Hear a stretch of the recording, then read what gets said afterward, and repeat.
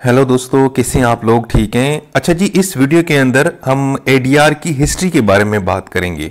हम देखेंगे कि ये जो अल्टरनेटिव डिस्प्यूट रेजोल्यूशन जो चीज़ हम पढ़ रहे हैं, भाई इसका बैकग्राउंड क्या है और ये चीज़ कहाँ से आई है और ये कब से हम इस्तेमाल कर रहे हैं। तो सबसे पहले तो देखें, ये जो एडीआर की जो ओरिजिन है ना, ये इतनी पुरानी है जितने हम लोग पुराने हैं। यानी जब से इंसानियत शुरू हुई है, जब से इंसान इस धरती पे रहना शुरू हुआ है, तब से ये एडीआर का कॉन्सेप्ट किसी न किसी शक्ल और किसी न किसी फॉर्म के अंदर मौजूद ही रहा है। ठीक है, लेकिन ये जो वर्ड है ना, अल्टरनेटिव डिस्प्यूट रेजोल्यूशन यानी एडीआर, ये वर्ड तो फर्स्ट टाइम जनाब फ्रैंक सैंडर्स साहब ने अपना एक पेपर लिखा था, रिसर्च पेपर था, यानी वैरायटीज ऑफ डिस्प्यूट प्रोसेसिंग, उसके अंदर इन्होंने ये इस्तेमाल किया। लेकिन उससे पहले ये वर्ड इस्तेमाल नहीं होता था, लेकिन मुख्तलिफ फॉर्म्स के अंदर मुख्तलिफ नामों की शक्ल में ये जो एडीआर का जो कॉन्सेप्ट है ना, ये मौजूद रहता था। चाहे फिर आप बहुत सारी जो सिविलाइजेशन है, जैसे मेसोपोटामिया की सिविलाइजेशन है, ठीक है, इसके अलावा रोम है, ग्रीस है, यूनानी है, ओटोमन है, ये जितनी भी सिविलाइजेशन रह चुकी हैं, इन्होंने किसी न किसी शक्ल में एडीआर के कॉन्सेप्ट का इस्तेमाल किया। ठीक है जी। अब अगर हम इसको ब्रेक डाउन करें तो सबसे पहले तो देखें, जो पुरानी जितनी भी जो सोसाइटीज थी, खुसूसन अगर हम एंशियंट ग्रीस की बात करें, यूनान की बात करें, तो उस जमाने में प्राइवेट आर्बिटर्स हुआ करते थे। आर्बिटर यानी कि सालसी करने के लिए, यानी लोगों के मसाइल को हल करने के लिए कुछ लोग होते थे, यानी दो पार्टीज थी, वो लोग उसके पास जाते थे, सालिस के पास, और वो उनकी मदद करता था हल करने में। अच्छा, ये मतलब जज नहीं होते थे, जज तो एक अलग चीज है ना। जज में तो ये होता है कि आपके पास जो है ना, आपके पास ऑप्शन नहीं होता कि आप जज कर लें। ठीक है, वो तो एक पूरा सिस्टम है, अदालती सिस्टम है, उसको फॉलो करेंगे फिर जहां पे आपका केस लगता है। लेकिन उस जमाने में प्राइवेट आर्बिटर्स होते थे, यानी जो प्रोफेशनल लोग होते थे, जिनको पता होता था प्रॉब्लम को हल किस तरह करना है, और उनकी बड़ी एक्सपर्टीज होती थी। तो लोग उनके पास चले जाते थे और वो कहते थे कि यार हमारा इस बात में ना इशू चल रहा है, हमारा डिस्प्यूट चल रहा है, आप काइंडली हमारी इसके अंदर मदद करें। तो वो प्राइवेट आर्बिटर्स हायर किए जाते थे ग्रीस के अंदर। ठीक है जी। इसी तरीके से जो इस्लामिक लॉ है, उसके अंदर भी आपको जो है ना सुलह का कॉन्सेप्ट मिलता है, जिसको आजकल हम मीडिएशन कहते हैं, क्योंकि आपको पता है कि मीडिएशन और आर्बिट्रेशन ये दोनों जो है ना एडीआर की टाइप्स हैं। ठीक है, सो मैं ये आपने याद रखना है। वैसे नेक्स्ट लेक्चर के अंदर मैं आपको ना जो एडीआर की डिफरेंट टाइप्स हैं ना, वो सारी मैं आपको बताऊंगा, एक्सप्लेन करूंगा कि आर्बिट्रेशन क्या होता है, मीडिएशन, कंसिलेशन, नेगोशिएशन ये क्या होता है। ठीक है, सो यहां पे मैं ये बता रहा था कि इस्लाम के अंदर भी सुलह का कॉन्सेप्ट है कि अगर झगड़ा हो जाए तो सुलह कर लें, मीडिएशन कर लें, या जनाब किसी ना इम्पार्शियल मीडिएटर के पास चले जाएं। ठीक है ना, वो यानी आपकी मदद करेगा। और अक्सर यही होता है ना कि हम जब दो दोस्तों में झगड़ा हो जाता है तो हम तीसरे दोस्त के पास चले जाते हैं, या तीसरा दोस्त जो है ना हमारे बीच में आके हमें अपने घर बुलाता है और हमें यानी कि चाय शाय पिलाता है, और हम दोनों दोस्तों की सुलह करवाते हैं जिनका आपस में झगड़ा होता है। भाई इसी को एडीआर ही बोलते हैं। ठीक है ना, ये भी एक एडीआर की टाइप है। इसके अलावा दोस्तों, ये जो जितने भी नेटिव अमेरिकन थे और ये जो अफ्रीकन कम्युनिटीज़ हैं, यहाँ पे भी आपको जनाब एडीआर का यानी कि लोग इस्तेमाल करते रहे हैं। ये मुख्तलिफ कबीलों में लोग अफ्रीका में रहते थे, तो जब इनके आपस में झगड़े होते थे तो ये इस तरह एक पंचायत और जिरगा लगा के अपने प्रॉब्लम्स को हल करते थे। ठीक है ना, और ये एक कम्युनिटी काउंसिल्स बनाते थे, वहाँ पे लोगों के मसाइल हल होते थे। बल्कि आज भी इस तरह ही होता है कि मुख्तलिफ सोसाइटीज़ के अंदर एक कम्युनिटी काउंसिल बनी होती है। मिसाल के तौर पर अगर आप एक मखसूस सोसाइटी में रह रहे हैं, या मिसाल के तौर पर आप एक ऐसी जो है ना प्राइवेट सोसाइटीज यहाँ पे जिस तरह बनी हुई हैं मुख्तलिफ शहरों के अंदर, तो वहाँ पे रहते हैं, तो वहाँ पे भी कम्युनिटी काउंसिल्स होती हैं, जो उस सोसाइटीज के अंदर जो भी इश्यूज होते हैं उनको हल किया जाता है। भाई ये बिल्कुल सारी चीजें एडीआर की फॉर्म्स हैं। यानी देखो यार, अदालत के अलावा बाकी जो भी तरीका आपको नजर आता है ना कि किस तरह प्रॉब्लम हल किया जाए, वो सारे के सारी एडीआर की कैटेगरी में ही फॉल करते हैं। इसी तरीके से भी जनाब 18वीं सदी की हम बात करते हैं तो लॉ मर्चेंट के नाम से एक कानून बनाया गया था इंग्लैंड के अंदर। और ये इंग्लैंड ने क्यों बनाया? क्योंकि आपको पता है कि इंग्लैंड ने ना समंदर के जरिए पूरी दुनिया के ऊपर कब्जा किया था और हुक्मरानी की थी। और उस जमाने में ज्यादातर कारोबार जो है ना वो समंदर के जरिए ही किया जाता था। लोग ट्रैवल भी समंदर के जरिए की करते थे। तो फिर जारी बात है, कारोबार करते थे तो बड़े इश्यूज आते थे समंदर के अंदर ना। मुख्तलिफ कंट्रीज के जो है ना कारोबारी लोग कारोबार करते थे तो उनके आपस में अक्सर झगड़े होते थे। उन झगड़ों को हल करने के लिए जनाब एक कानून बनाया गया था लॉ मर्चेंट के नाम से, और उसमें आर्बिट्रेशन का ही तरीका अपनाया जाता था कि आर्बिट्रेशन के जरिए ही लोग, जो ये कारोबारी लोग थे जो समंदर के जरिए कारोबार करते थे, इनके प्रॉब्लम्स हल किए जाते थे। इसी तरीके से आगे चल के फिर इंग्लैंड में जो गिल्ड्स जो लोग हैं, जो ये आर्टिस्ट हुआ करते थे, जो आर्टिशियंस लोग होते थे, जो हाथ का काम करते थे, हुनर का काम करते थे, कोई चीजें बनाते थे घरों में और जाके बेचते थे, उन्होंने भी फिर अपनी एक ऑर्गेनाइजेशन बनाई और उन्होंने भी जनाब जो है ना जो प्रॉब्लम्स को हल करने के लिए ना एक एडीआर के मुख्तलिफ काइंड्स को इस्तेमाल करना शुरू किया। उसके बाद जनाब 19वीं सदी आती है। अब यहाँ पे ज़रा आपको पता है कि तरक्की हो गई है, अब इंडस्ट्री लगना शुरू हो गई थी, इंडस्ट्रियल रेवोल्यूशन आ चुका था और कवानीन जो थे ना वो कोडिफाई होना शुरू हो गए थे। तो सबसे पहले अमेरिका और ग्रेट ब्रिटेन के अंदर यानी कि यूके के अंदर 1974 में एक ट्रीटी बनाई गई थी, जे ट्रीटी के नाम से, 1794 के अंदर, ठीक है। और इसमें भी जो है ना इंटरनेशनल आर्बिट्रेशन का जो है ना तरीका इस्तेमाल किया गया था कि अगर अमेरिका और यूके में अगर कोई झगड़ा होगा, कोई प्रॉब्लम होगा, कोई डिस्प्यूट होगा तो वो आर्बिट्रेशन के जरिए ही उसको हल करेंगे। इसी तरीके से अमेरिका ने अपने मुल्क के अंदर रेलवे लेबर एक्ट 1926 बनाया था। उसमें भी जनाब ये कहा गया था कि अगर जो रेलवे के अंदर जो मुलाजमीन काम करते हैं, जो रेलवे की जो इंडस्ट्री है, उसमें अगर कोई प्रॉब्लम होता है, लोगों के कोई इश्यूज होते हैं, तो जनाब वो भी आर्बिट्रेशन के जरिए हल किए जाएंगे। और आर्बिट्रेशन क्या है दोस्तों? ये एक एडीआर की टाइप है, यानी एडीआर के जरिए प्रॉब्लम हल किए जाएंगे। इसी तरीके से आगे फिर लोगों ने मजीद जनाब क्या किया कि ना वो आर्बिट्रेशन लॉस को इस्तेमाल करना शुरू किया, उनकी कोडिफिकेशन की और उनको इस्तेमाल किया। क्योंकि अब क्या हुआ, अब इंडस्ट्री लग रही थी ना, अब तरक्की हो चुकी थी।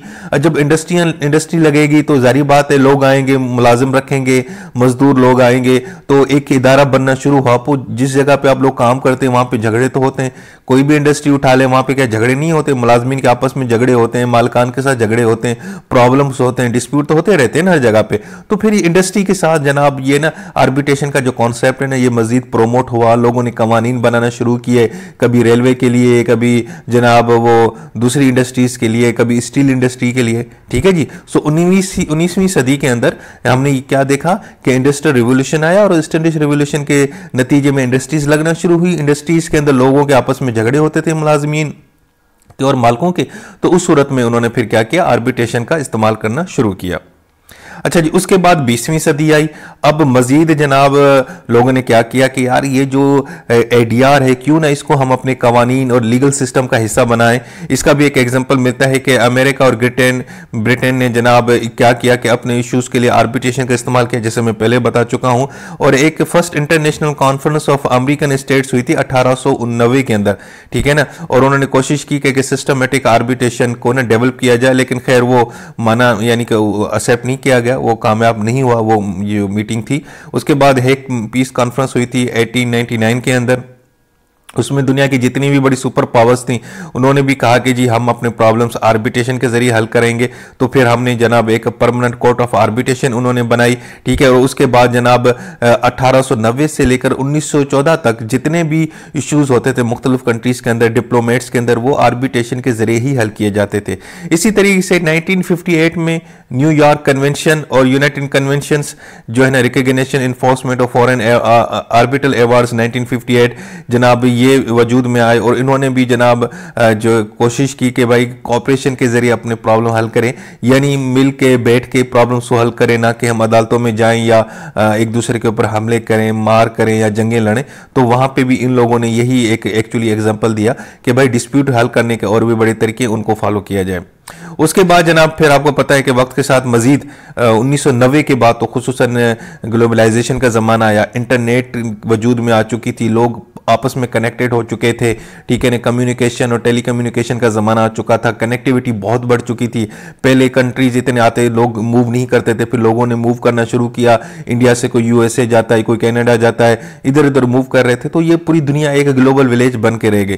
तो उस ज़माने में 1985 के अंदर अमेरिका ने एक जनाब क्या किया, एक मॉडल लॉ बनाया जो इंटरनेशनल कमर्शियल आर्बिट्रेशन के हवाले से था, the United Nations commission on international trade law, जिसको अनसेटल भी कहा जाता है, ये मॉडल लॉ था। इन्होंने बताया कि भाई अगर कभी भी कोई कमर्शियल इशू हो तो उसमें आप आर्बिट्रेशन का इस्तेमाल करके अपने प्रॉब्लम को हल कर सकते हैं, और उसका फिर उन्होंने कानून बताया कि किस तरीके से आप इस लॉ को इस्तेमाल कर सकते हैं। और फिर बहुत सारे कंट्रीज ने कमर्शियल आर्बिट्रेशन के कवानीन बनाए, और ज्यादातर कंट्रीज ने इसी जो मॉडल लॉ था ना यूनाइटेड नेशन का, इसी को ही फॉलो करना शुरू किया। इसी तरीके से 1978 में कैंप डेविड यानी अकॉर्ड हुआ था, वहां पे भी बहुत सारी जो इंटरनेशनल मीडिएशन के को जो है बात की गई, और कंट्रीज ने कहा कि अच्छा जी हम आज के बाद क्या करेंगे कि इंटरनेशनल मीडिएशन के जरिए प्रॉब्लम्स को हल करेंगे, यानी दो मुल्कों में कोई झगड़ा होगा तो तीसरा मुल्क जो है उनको मीडिएटर के तौर पे काम करेगा और उनका मसला हल करेगा। आप लोगों को याद हो कि जब पाकिस्तान के प्राइम मिनिस्टर थे इमरान खान ना, तो वो अमेरिका गए थे, तो वहां पे उनकी जब डोनाल्ड ट्रंप उस वक्त वो प्रेसिडेंट थे, उनके साथ जब मुलाकात हुई थी तो उन्होंने कहा था कि यार मैं पाकिस्तान और इंडिया का जो मसला है ना कश्मीर का, उसमें मैं मीडिएटर बनने के लिए तैयार हूं। यानी उन्होंने भी मीडिएशन की बात की थी कि मैं मीडिएटर बन जाता हूं, आप लोगों के हम सुलह करवा देते हैं, आपका जो प्रॉब्लम है वो हल हो जाएगा। तो कहने का मतलब है कि इंटरनेशनल मीडिएशन का भी कॉन्सेप्ट जनाब 1978 के बाद हमें नजर आया, और बहुत सारी कंट्रीज ने इसको इस्तेमाल करना शुरू किया। उसके बाद जनाब 21वीं सदी का दौर देखते हैं। अब टेक्नोलॉजी मजीद एडवांस हो गई है, अब ऑनलाइन चीजें हो गई हैं। अब तो जनाब ऑनलाइन डिस्प्यूट रेजोल्यूशन ODR का भी कॉन्सेप्ट आ चुका है। बहुत सारे इंटरनेशनल इदारे हैं जो ऑनलाइन अपने प्रॉब्लम्स को हल करते हैं, ठीक है। खुसूसन ये जो ई-कॉमर्स के लोग नहीं है, ये जो डिजिटल दुनिया के ऊपर काम करते हैं, ये जनाब डिजिटल मार्केटिंग करते हैं और चीजें सेल आउट करते हैं, अमेजोन के ऊपर काम करते हैं, इन्होंने स्टोर अपने बनाए होते हैं। तो ये लोग जो ऑनलाइन जो कारोबार करते हैं, जो फ्रीलांसर हैं, उनको अच्छे से पता होगा कि इनका अक्सर डिस्प्यूट चलते रहते हैं, झगड़े चलते हैं पेमेंट के हवाले से, प्रोडक्ट के हवाले से, शिपमेंट के हवाले से। तो उसके लिए भी जनाब अब जो ना ऑनलाइन डिस्प्यूट रेजोल्यूशन का कॉन्सेप्ट आ चुका है कि ऑनलाइन ही अब लोग ना अपने प्रॉब्लम्स को हल कर लेते हैं। तो यानी ये भी क्या है, ये भी एक ADR का ही फॉर्म है। उसके बाद जनाब क्या हुआ, मुख्तलिफ कंट्रीज ने ये जो ADR का जो कॉन्सेप्ट है इनको अपने लीगल सिस्टम का हिस्सा बनाया, अपने कवानीन का हिस्सा बनाया। अब देखें जैसे सिंगापुर कन्वेंशन ऑन मीडिएशन हुआ था, उन्होंने भी एक फ्रेमवर्क बताया कि किस तरह जनाब मीडिएशन के जरिए आप प्रॉब्लम्स को हल कर सकते हैं। और उसके बाद जब कोविड-19 आया, पेंडेमिक आई, तो उसमें तो भाईजान ADR का तो इतना इस्तेमाल हुआ। आपने देखा होगा कि लोग घर बैठे अपने प्रॉब्लम्स को हल करते थे। ऑनलाइन जना मीटिंग्स हो रही हैं, कॉन्फ्रेंस रूम्स हो रहे हैं, और आपस में मीडिएशन और आर्बिट्रेशन और कंसिलिएशन और निगोशिएशन करते फिर रहे, ठीक है। तो उसमें फिर लोगों ने, क्योंकि आपको पता है कि फिजिकल आप जा नहीं सकते थे, तो ऑनलाइन जो ODR है, ऑनलाइन डिस्प्यूट रेजोल्यूशन, उसका लोगों ने ज्यादा इस्तेमाल करना शुरू किया।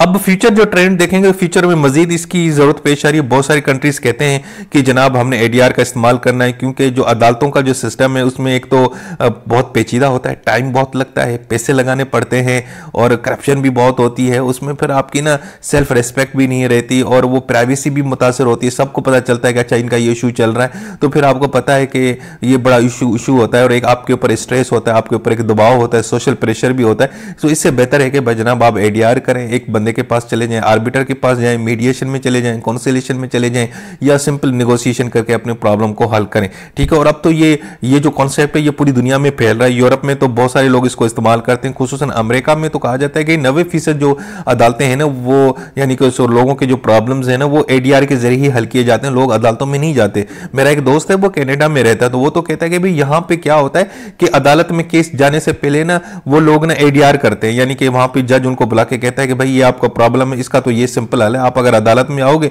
तो फिर खींचे जाओगे। तो इसीलिए फिर लोग ना अदालत से बाहर ही जनाब इस प्रॉब्लम का हल निकालते हैं। तो बहुत सारे लोग वहां पे जो है ना अदालतों में जाते नहीं है, बल्कि वो ADR का इस्तेमाल करते हैं, यानी आर्बिट्रेशन करवा लेते हैं, मीडिएशन करवा लेते हैं, कंसिलिएशन करवा लेते हैं। लेकिन अच्छा ये जो है ना ADR के लिए ये जो मीडिएटर होते हैं, कंसिलेटर होते हैं, आर्बिटर होते हैं, अब ये प्रोफेशनल लोग हायर किए जाते हैं, और इनकी प्रॉपर ट्रेनिंग की जाती है कि भाई किस तरह आपने ना आर्बिट्रेशन करनी है, किस तरह सालसी करनी है, मीडिएशन करनी है, किस तरह सुलह करवानी है, किस तरह लोगों के प्रॉब्लम्स को हल करना है। समझ गए ना, क्योंकि जज जो होता है वो तो कानून के मुताबिक फैसला करेगा, लेकिन ये जो लोग हैं जरा फ्रेंडली एनवायरनमेंट में गपशप लगा के चाय शाय पी के आपके प्रॉब्लम सुनते हैं और आपके प्रॉब्लम का हल बताते हैं। इसी तरीके से जिस तरह आप किसी काउंसलर के पास जाते हैं, कैरियर काउंसलर के पास जाते हैं, या अपने प्रोफेशनल और जो आपकी पर्सनल लाइफ होती है जो है ना, उसके लिए आप काउंसलर के पास जाते हैं, तो काउंसलर क्या करता है, वो आपके साथ है ना प्यार मोहब्बत से बात करता है, आपको पूरी एक छूट देता है, एक फ्रेंडली इन्वायरमेंट होती है, और आप गपशप लगाते हैं और अपने प्रॉब्लम से डिस्कस करते हैं। तो इसी तरीके से अब ये जनाब जो है ना एडीआर है ना, बहुत सारा इस्तेमाल हो रहा है। अब जब से टेक्नोलॉजी आए तो ये इसमें मजीद जनाब जो है ना इजाफा हुआ है और लोग धड़ाधड़ जनाब एडीआर की तरफ जा रहे हैं। अच्छा जी, अब एडीआर की तरफ थोड़ी पाकिस्तान में अगर हम हिस्ट्री देखें तो पाकिस्तान में भाई जिरगा सिस्टम मौजूद है आज भी।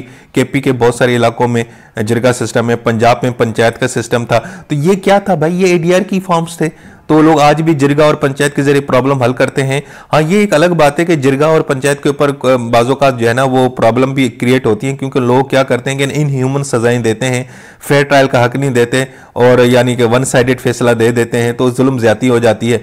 मतलब जुर्म भाई ने किया होता है उसकी सजा उसकी बहन को दे दिया जाता है कि चलो जी तुम्हारी बहन का उधर से शादी कर देंगे। तो ये इस तरह की जो सजाएं देते हैं ना पंचायत और जिरगा में, इसके ऊपर लोगों को बड़ा एतराज है। लेकिन अदरवाइज इसको कानून के दायरे में रह के, यानी इंसानी हुकूक को नजर में रख के और फंडामेंटल राइट्स को नजर में रख के ये अगर काम करें अच्छे से, तो इससे कोई बड़ी अच्छी चीज है नहीं। घर में यानी कि अपने घर के अंदर, गांव के अंदर बात रहेगी, आपका प्रॉब्लम अदालत में जाएगा नहीं, ना जलील खवार होंगे, ना खबरें बनेंगी, और भाई ये घर के अंदर ही सारा कुछ हो जाएगा। बिरादरी के बहुत सारे लोग जिरगा और पंचायत के जरिए अपनी प्रॉब्लम हल करते हैं। अगर दो बड़े भाइयों में इशू हो गया किसी प्रॉपर्टी का, तो वो क्या करते हैं, जिरगा या पंचायत में जाते हैं, अपना प्रॉब्लम हल करवाते हैं। तो भाई ये क्या होता है, ये भी एक किस्म का एडीआर का तरीका है, ठीक है ना। सो दोस्तों, ये थी एडीआर की एक सिंपल सी हिस्ट्री, मैंने आपको बताई, शॉर्ट हिस्ट्री बताई है, और उसकी कुछ सब हेडिंग और हेडिंग्स भी बनाई है ताकि आपके लिए आसान हो जाए कि पेपर में आपने इसके ऊपर क्या लिखना है। सो दोस्तों, ये था हमारा आज का टॉपिक। उम्मीद है आप लोगों को एडीआर की हिस्ट्री जान के मजा आया होगा। अपना बहुत सारा ख्याल रखें। अल्लाह हाफिज।